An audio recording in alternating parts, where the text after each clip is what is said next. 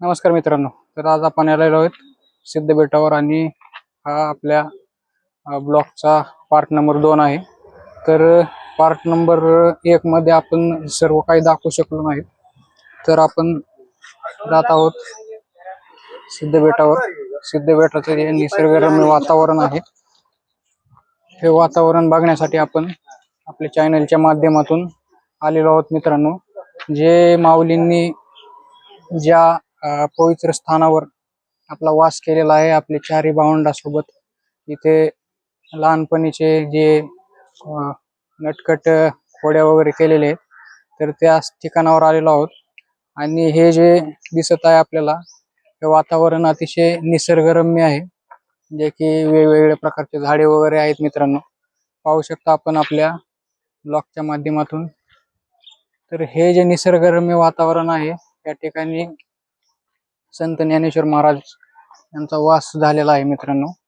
आणि हे दगडी पाऊलवाट आपल्याला माऊली महाराजांच्या कुटीकडे घेऊन जाते.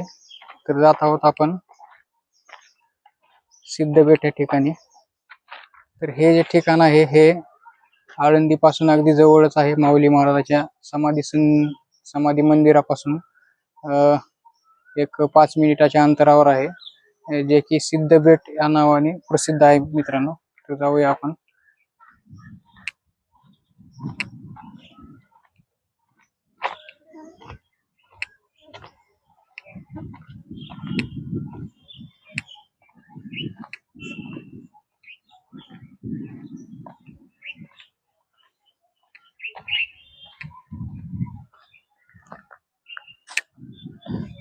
आपण जात आहोत राघवदास स्वामी महाराज मंदिराकडे.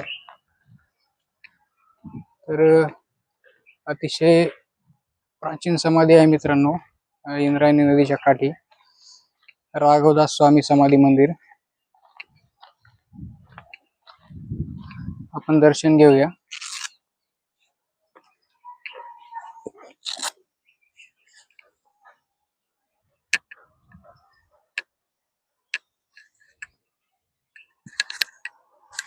आपण ब्लॉगच्या माध्यमातून आपल्याला नवनवीन मंदिरांची माहिती घेऊन येत असतो. तर हे संत राघवदास स्वामी समाधी मंदिर आहे.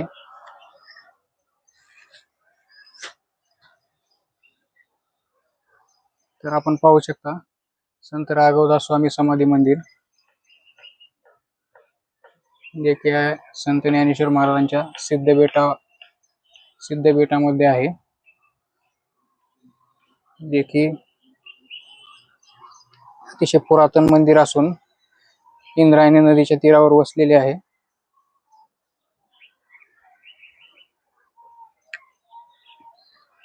आणि हे आळंदी पासून अतिशय हाकेच्या अंतरावरच आहे. तर पाहू शकता कॅमेऱ्याच्या माध्यमातून आपण इंद्रायणी नदीचा काठ. हा जो इंद्रायणी नदीवरील पूल आहे हा. आणि हे पाहू शकता आपण निसर्गरम्य दृश्य सिद्धबेटावरील. आणि आपण जाऊ संत ज्ञानेश्वर महाराजांच्या आई वडिलांनी जिथे देहांत प्रायश्चित्त घेतले होते, त्या ठिकाणाकडे.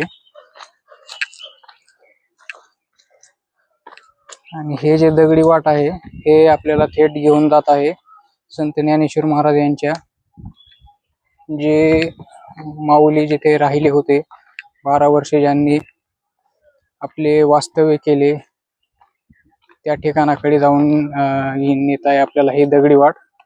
आणि आपण जात आहोत विठ्ठलपंत आणि रुक्मिणी मातेने जिथे जलसमाधी घेतली होती त्या ठिकाणाकडे. आणि या ब्लॉगच्या माध्यमातून हे निसर्गरम्य दृश्य आपण पाहू शकता. चला तर मग आपण जाऊया. मित्रांनो, माझ्या मागे पाहू शकता जिथे ज्ञानेश्वर महाराजांच्या आई वडिलांनी जिवंत समाधी घेतली होती. तर जात आहोत आपण मंदिराकडे. हेच ते स्थान आहे जिथे जलसमाधी घेतली होती.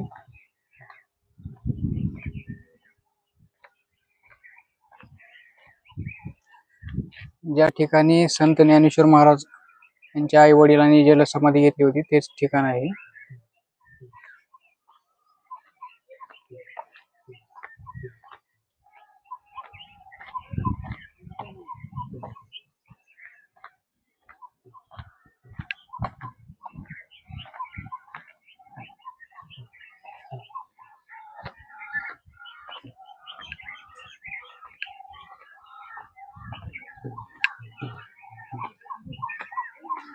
पाहू शकता आपण जे इंद्रायणी नदीच्या तीरावर हे मंदिर बांधलेले आहे. इथला जो इतिहास आहे, जेव्हा विठ्ठल पंतांनी संन्यासामधून गृहस्थामध्ये आले होते तेव्हा त्यांना दिलेली शिक्षा होती ते जे जलसमाधी घेतलेली आहे. इथेच पाहू शकता हे मंदिर.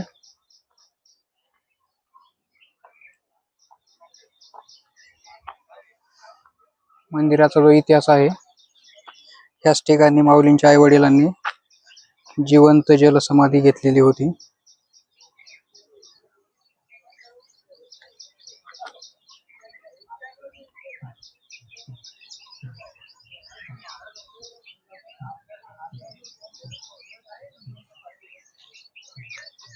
हा जो सुंदर अतिशय नजारा आहे तो इंद्रायणी नजारा पाहू शकता. ज्ञानेश्वरी मंदिर आणि हे इंद्रायणी जे मावळ मधून वाहत आलेले आळंदी मार्गे पंढरपूरकडे जाते हीच नदी आहे मित्रांनो. आणि हे दृश्य आपण पाहू शकता जिथे जिवंत जलसमाधी घेतलेली.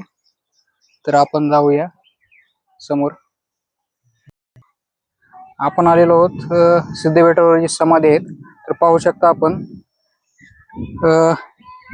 इथे हे एक समाधी आहे, नंतर हे दुसरी समाधी आहे मित्रांनो. त्या कोणाच्या समाधी आहेत ते माहित नाही, पण हे अतिशय प्राचीन समाधी आहेत. आणि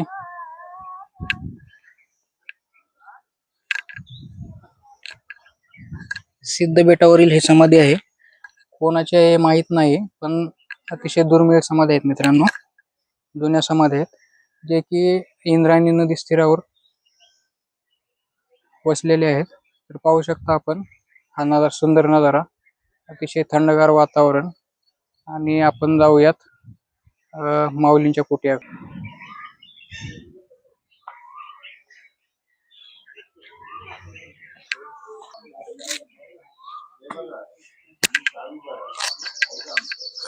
हे माहिती दाखवणारे फलक दिसतील जे जिथे संत ज्ञानेश्वर महाराजांचे वास्तव्य आहे त्या ठिकाणचे. तर आपण जाऊया माऊलींचे दर्शन करण्यासाठी.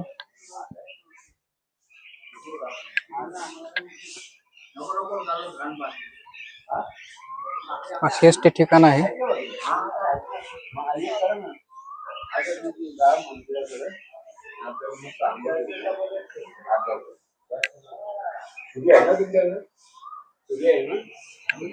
जिथे संत ज्ञानेश्वर महाराजांचे वास्तव्य होते हेच ते ठिकाण आहे. माऊलींच्या काळात हे भोलेनाथाचे मंदिर, इथे भोलेनाथ आहे.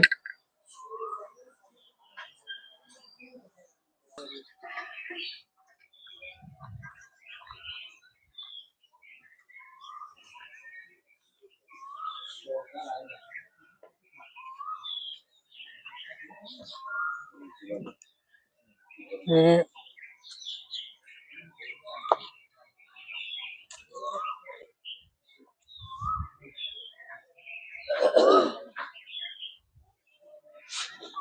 ज्या ठिकाणी मुक्ताबाईंनी ज्ञानेश्वर महाराजांच्या पाठीवर जे मांडे वाजले ना ते हेच ठिकाण आहे. आणि हे फलक पाहू शकता आपण जे की माहिती सांगणारे फलक आहे ते. तर आपण आपल्या ब्लॉगच्या माध्यमातून पाहू शकता आणि नक्कीच या ठिकाणाला भेट देऊ शकता. तर आपले भागवत विथ ब्लॉग मध्ये स्वागत आहे मित्रांनो. आणि आपण या ब्लॉगला सबस्क्राईब करा, फॉलो करा. धन्यवाद मित्रांनो. थँक्यू.